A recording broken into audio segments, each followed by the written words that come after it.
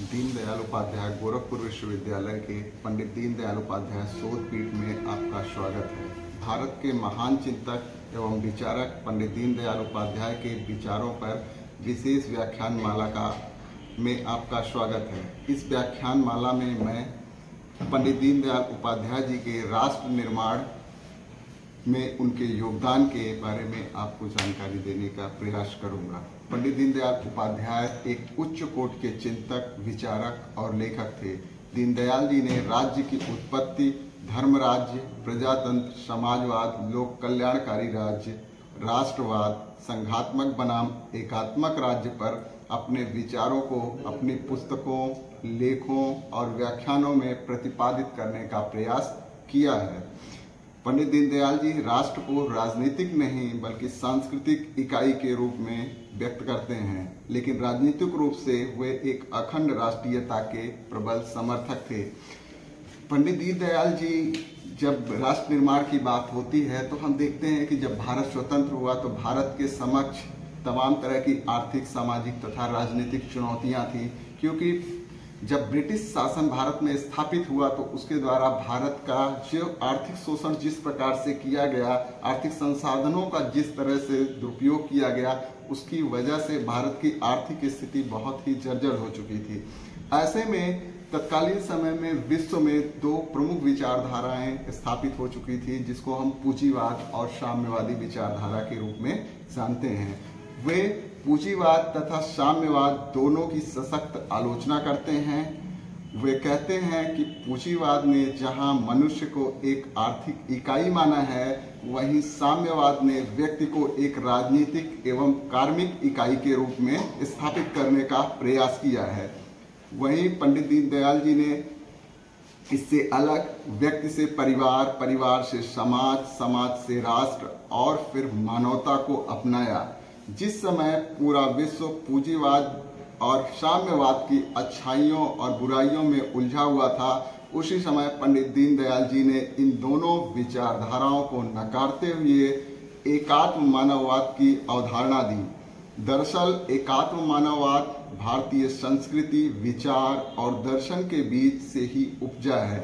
पंडित दीनदयाल जी ने कभी भी इस बात का दावा नहीं किया कि उन्होंने दुनिया के समक्ष कोई नई बात रखी हो या दुनिया के समक्ष कोई नया वाद रखा है। वे बार बार कहते हैं कि वे एकात्म मानववाद के जरिए भारत की सनातन संस्कृति की ही बात कर रहे हैं। आज़ादी के बाद की तत्कालीन परिस्थितियां, दीनदयाल जी ने एकात्म मानववाद की अवधारणा को समाज के सामने रखा। इसके जरिए उन्होंने आम आदमी की गरिमा को स्थापित करने का प्रयास किया।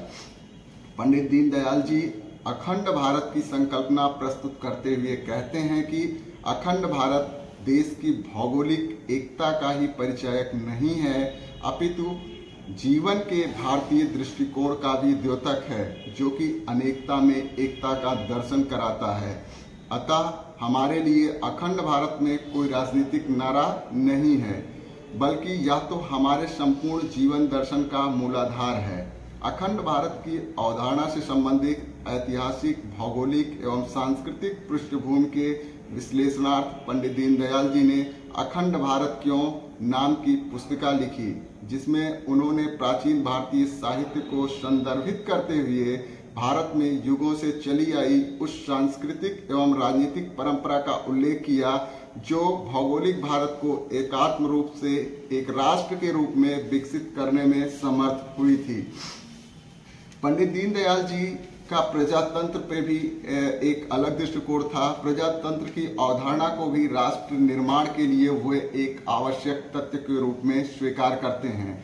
हालांकि आज़ादी के तुरंत बाद जब लोकतंत्र की स्थापना व वयस्क मताधिकार की संवैधानिक व्यवस्था हुई, भारतीय जन की दीर्घकालीन गुलामी, अशिक्षा व गरीबी के कारण वे एकदम दिए गए वयस्क मताधिकार के बारे में कुछ शंकित थे, लेकिन बहुत जल्द ही इस निष्कर्ष पर वे पहुंच गए कि सहभागिता का अवसर ही शिक्षा का भी सबसे बड़ा माध्यम है।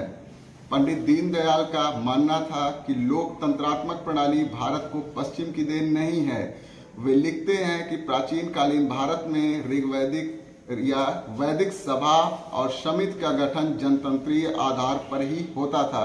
अर्थात प्राचीन कालीन भारत में भी लोकतंत्रात्मक व्यवस्था या विकेंद्रित शासन प्रणाली डेवलप थी। उपाध्याय जी का यह आस्था है कि मतदाता की बुद्धिमत्ता ही प्रभावशाली तथा समावेशी लोकतंत्रात्मक पद्धति को स्थापित करती है।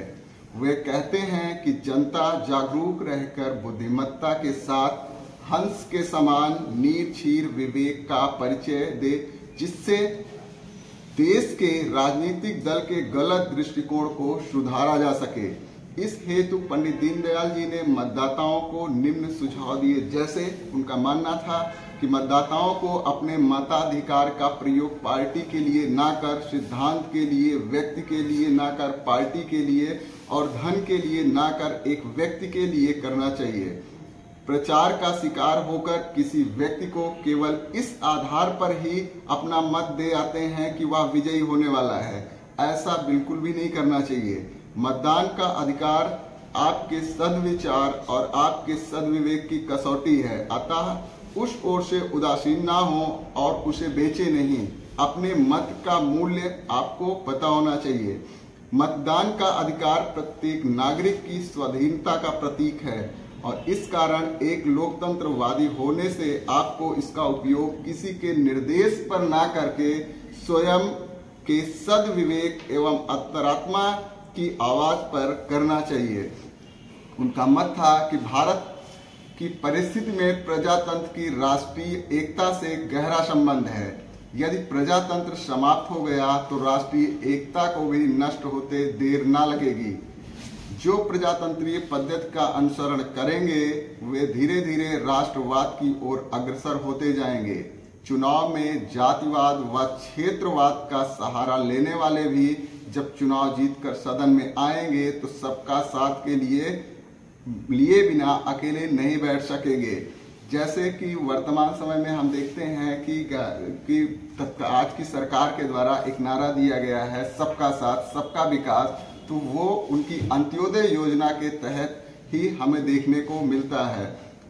प्रजातंत्र के रहते हुए किसी प्रांत विशेष में किसी दल विशेष का प्रभुत्व भी आ गया तो वह अलग नहीं हो सकता, किंतु यदि प्रजातंत्र समाप्त हुआ तो एकता पहले समाप्त हो जाएगी। अतः भारत को अखंड बनाए रखने के लिए प्रजातंत्र जरूरी है। राष्ट्र निर्माण के लिए वे सशक्त आर्थिक नीति के भी प्रबल समर्थक थे। अर्थनीति में संबद्ध अपने वक्तव्यों एवं लेखों में समय समय पर किए गए सरकारी निर्णयों पर वे अपनी प्रतिक्रिया व्यक्त करते हैं। सामान्यतः अर्थनीति के क्षेत्र में पाश्चात्य नकल को वो गलत मानते हैं। वे कहते हैं कि हमारी व पाश्चात्य परिस्थितियों में बहुत फर्क है, इसलिए हमें अपनी अर्थनीति का भारतीयकरण करना होगा। इस संबंध में दीनदयाल जी ने लिखा है कि देश की गरीबी दूर होना चाहिए, इसमें दो मत नहीं है, किंतु प्रश्न यह है कि गरीबी कैसे दूर हो। हमें इस बात को समझना होगा कि हम पश्चिमी देश की अर्थनीति का अंधानुकरण नहीं कर सकते, क्योंकि पश्चिमी देशों ने मशीनों को ही आर्थिक प्रगति का साधन माना है और मशीन का प्रमुख गुण है कम मनुष्यों के उपयोग से अधिकतम उत्पादन, जिसके परिणाम स्वरूप इन देशों को स्वदेश में बढ़ते हुए उत्पादन को बेचने के लिए विदेशों में बाजार ढूंढने पड़े। साम्राज्यवाद उपनिवेशवाद इसी का स्वाभाविक परिणाम था। उनका मानना था कि जो साम्राज्यवादी या विस्तारवादी नीतियां आई हैं उनमें बहुत बड़ा योगदान मशीनीकरण का है, क्योंकि साम्राज्य जब मशीनों के द्वारा उत्पादन बढ़ा तो उसको बेचने के लिए बड़े बड़े बाजारों की जो आवश्यकता हुई वो भारत जैसे देशों में जहां पे ज्यादा जनसंख्या थी उन देशों को इसी आर्थिक नीति के कारणवश ही उनको उपनिवेश बनाया गया। तो उनका यही मानना था कि अगर भारत में भी मशीनीकरण किया जाएगा तो सबसे बड़ा काम यही होगा एक कि उपनिवेशवादी जो दृष्टिकोण है उसी को बढ़ावा दिया जाएगा। ऐसे में दूसरी बात वो कहते हैं कि हमें स्वीकार करना होगा कि भारत की आर्थिक प्रगति का रास्ता मशीनों द्वारा पूर्णतया आश्रित रहते हुए नहीं तय किया जा सकता। कुटीर उद्योग को भारतीय अर्थनीति का आधार मानकर विकेंद्रित अर्थव्यवस्था का विकास करने की देश की आर्थिक प्रगति के लिए संभव होने की बात उनके द्वारा कही जाती है। लघु एवं कुटीर उद्योगों को भारत जैसे विकासशील देशों के आर्थिक विकास के लिए वे अनुकूल मानते हैं, क्योंकि ऐसे उद्योग अपेक्षाकृत श्रम गहन होते हैं। अर्थात भारत की जनसंख्या इतनी ज्यादा है, अगर भारत में उनका मानना था कि मशीनीकरण तीव्र गति से किया जाएगा, तो मशीनीकरण जहाँ पे किया जाता है वहां पे किसी न किसी व्यक्ति को विस्थापित किया जाता है, और जब कोई व्यक्ति विस्थापित होता है तो इससे बेरोजगारी की भी समस्या बढ़ती है। तो उनका मानना था कि लघु उद्योगों का क्षेत्रीय फैलाव लाते हैं और क्षेत्रीय असंतुलन को कम करते हैं। लघु एवं कुटीर उद्योग पूंजी और उद्यमशीलता कौशल सहित स्थानीय संसाधनों का उपयोग करते हैं, जो ऐसे उद्योगों की कमी के कारण उपयुक्त रह जाते हैं। लघु एवं कुटीर उद्योगों को बढ़ावा देने के लिए वर्तमान सरकार द्वारा विकास बोर्डों की स्थापना की जा रही है, लघु उद्योग निगम की स्थापना की गई है तथा जिला उद्योग केंद्रों की भी स्थापना की गई है। अपनी विकेंद्रित अर्थव्यवस्था के पक्ष में दीनदयाल जी ने महात्मा गांधी जी को उद्धृत करते हुए कहा है कि मैं विशाल उत्पादन चाहता हूं, पर विशाल जनसमूह के द्वारा। अर्थात उत्पादन की प्रक्रिया तो भारत में बढ़ाई जानी चाहिए, लेकिन उसमें सहभागिता मशीनीकरण की ना हो करके व्यक्तियों की होनी चाहिए। इसी कुटीर उद्योग को बढ़ावा देने से संबंधित विचारों को आगे बढ़ाते हुए आज की वर्तमान एनडीए सरकार ने भी छोटे एवं मझोले उद्यमों को बढ़ावा देने के लिए तमाम सरकारी योजनाओं को संचालित करने का प्रयास किया है, जैसे प्रधानमंत्री रोजगार सृजन कार्यक्रम। पंडित दीनदयाल जी बड़े उद्योगों के आधार पर रचित अर्थव्यवस्था को भारतीय परिस्थिति में उचित नहीं मानते थे। अपनी विकेंद्रित अर्थव्यवस्था के राष्ट्र को सशक्त बनाने के लिए वे सामाजिक समानता की बात करते हैं। दीनदयाल उपाध्याय जी सामाजिक बुराइयों के खिलाफ संवैधानिक संरक्षणों के पक्षधर थे, अतः उन्होंने आग्रह पूर्वक जनसंघ के संविधान में मंडल समितियों के गठन में महिलाओं तथा अनुसूचित जाति जनजाति के सदस्यों के लिए 2-2 स्थान आरक्षित करवाए थे। उनका मानना था कि कोई भी समाज प्रगतिशील तभी हो सकता है जबकि उस समाज में महिलाओं की तथा पिछड़े वर्गों की सहभागिता को सुनिश्चित किया जाए। इसीलिए वे आरक्षण की नीति का भी समर्थन करते हुए हमें दिखाई देते हैं। उनका मानना था कि देश में इस किस्म की जागरूकता बढ़ानी चाहिए जहां पर जातिगत भेद दूर हो। जातिगत तथा धार्मिक भेदों से उनका ये मानना था कि जिसकी वजह से समाज का विघटन होता है, और जब समाज का विघटन बढ़ेगा तो समाज पीछे की ओर जाना शुरू कर देगा। उनका मानना था कि हमारी आर्थिक नीतियां ऐसी हों जिससे हम एक अच्छे समाज का निर्माण कर पाएं। अच्छे समाज से अच्छी राजनीति होगी, जिससे अच्छी सरकार बनेगी तथा अच्छी सरकारें होंगी तो अच्छे देश का निर्माण होगा। अपने लेख भारतीय अर्थनीति विकास की दशा में उन्होंने लिखा कि सरकार को व्यापार नहीं करना चाहिए और व्यापारी के हाथ में शासन नहीं आना चाहिए। सरकार उन्हीं क्षेत्रों में उतरे और काम करे जिन क्षेत्रों में समाज या निजी क्षेत्र जोखिम लेने की बात नहीं करते हैं। पंडित दीनदयाल जी का मानना था कि आर्थिक और राजनीतिक ताकत का एक जगह होना लोकतंत्र के खिलाफ है। दीनदयाल जी एक प्रगतिशील एवं सशक्त राष्ट्र के निर्माण के लिए शिक्षा को एक आवश्यक अवयव के रूप में स्वीकार करते हैं। वे मानते हैं कि शिक्षा हर व्यक्ति का जन्मसिद्ध अधिकार है, समाज द्वारा इसकी व्यवस्था होनी चाहिए। शिक्षा का विक्रय समाज के लिए घातक है, अतः शिक्षा सुनिश्चित एवं निःशुल्क होनी चाहिए। इस संदर्भ में वे लिखते हैं कि बच्चों को शिक्षा देना समाज के अपने हित में है। जन्म से मनुष्य पशुवत पैदा होता है। शिक्षा व संस्कार के माध्यम से वह समाज का अभिन्न घटक बनता है। जो काम समाज के अपने हित में हो उसके लिए शुल्क नहीं लिया जाना चाहिए। कल्पना करें कि कल शिक्षा शुल्क का बहिष्कार करने अथवा उसे देने में असमर्थ होने के कारण बच्चे पढ़ना बंद कर दे तो क्या समाज इस स्थिति को सहन करेगा? व्यक्ति शिक्षित होकर समाज के लिए ही काम करेगा, किंतु जो व्यवस्था बचपन से ही हमें व्यक्तिवादी बनाती हो उससे समाज की अवहेलना करने वाले निकले तो आश्चर्य ही क्या।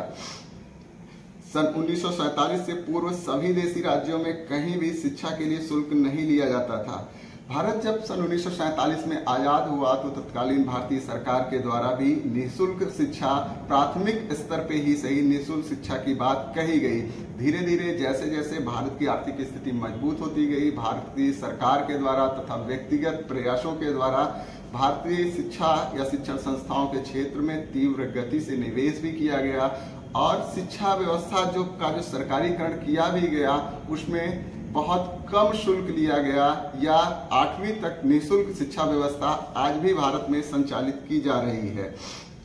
आज की बढ़ती हुई परिस्थितियों में जब हमने लोक कल्याणकारी राज्य की स्थापना की है, इस सामाजिक दायित्व को वहन करने का कार्य राज्य का है।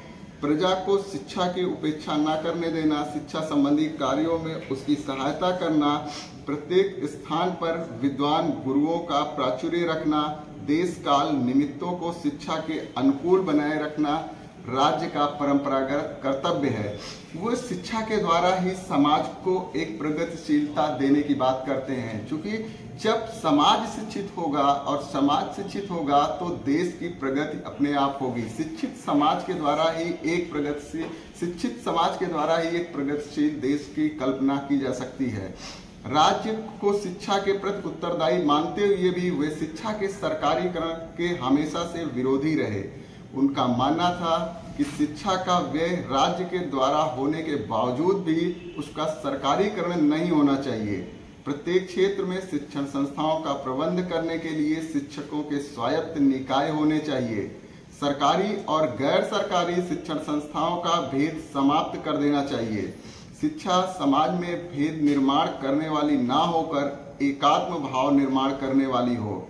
आवश्यक है कि सभी शिक्षण संस्थाओं का स्तर ऊपर उठाया जाए। उन्होंने पत्रकारिता के बहुआयामी दृष्टिकोण के माध्यम से समाज को एक नई दिशा देने की भी बात की।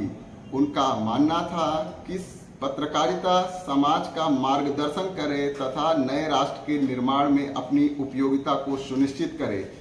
उन्होंने राष्ट्र धर्म, साप्ताहिक तथा 5 जन्म जैसी पत्र पत्रिकाओं में संपादन का कार्य किया। उनका मानना था कि पत्रकारिता सिर्फ राजनीतिक मुद्दों तक सीमित नहीं होनी चाहिए, बल्कि पत्रकारिता के मुद्दों में धार्मिक, सामाजिक तथा आर्थिक नीतियों को भी सम्मिलित किया जाना चाहिए। चूंकि पत्रकार का काम है समाज में जो भी कमियां हैं उनको सभी के समक्ष प्रस्तुत करना। का मानना था समाचार पत्र पत्रिकाओं को सिर्फ राजनीतिक मुद्दों तक सीमित नहीं होना चाहिए, अर्थात सिर्फ राजनीतिक बातें ही नहीं करनी चाहिए। जो भी समाज में कमियां हैं उनको भी बताना चाहिए। धार्मिक जो विशेषताएं हैं या आर्थिक नीतियां जो सरकार की हैं या जो सरकार के द्वारा गलत कार्य किए जा रहे हैं उनकी भी प्रमुखता से आलोचना समाचार पत्र पत्रिकाओं के माध्यम से किया जाना चाहिए। पत्रकारिता के माध्यम से उन्होंने 5 जन्य, राष्ट्र धर्म, साप्ताहिक जैसी पत्र पत्रिकाओं में संपादन का कार्य भी किया। और अगर हम बात करें उनके विचारों के प्रासंगिकता की, तो आज भी समाज की जरूरत उनके विचारों को है। उनके विचारों की जरूरत समाज को आज भी है। उन्होंने उस दौर में राजनीतिक, आर्थिक और सामाजिक अवधारणा की जो परिकल्पना समाज के समक्ष रखी वो आज भी समाज की जरूरत बनी हुई है। दीनदयाल उपाध्याय जी राष्ट्र निर्माण और समाज सेवा को ही अपना लक्ष्य मानकर जीवन पर्यंत उसके लिए कार्य करते रहे। वर्तमान समय में भी उनके विचारों की प्रासंगिकता बनी हुई है। वर्तमान समय की सरकार, एनडीए की सरकार के द्वारा अंत्योदय जैसी उनकी योजनाओं को सफल रूप से धरातल पर उतारने का प्रयास किया जा रहा है। सभी व्यक्तियों तक सरकार की योजनाएं पहुंचाने का कार्य किया जा रहा है। तो आज भी हमारे समाज को, हमारे राष्ट्र को पंडित दीनदयाल उपाध्याय जी के विचारों की जरूरत है और हम उनके विचारों पर चलते हुए एक प्रगतिशील समाज तथा राष्ट्र का निर्माण करने में सक्षम हो सकते हैं।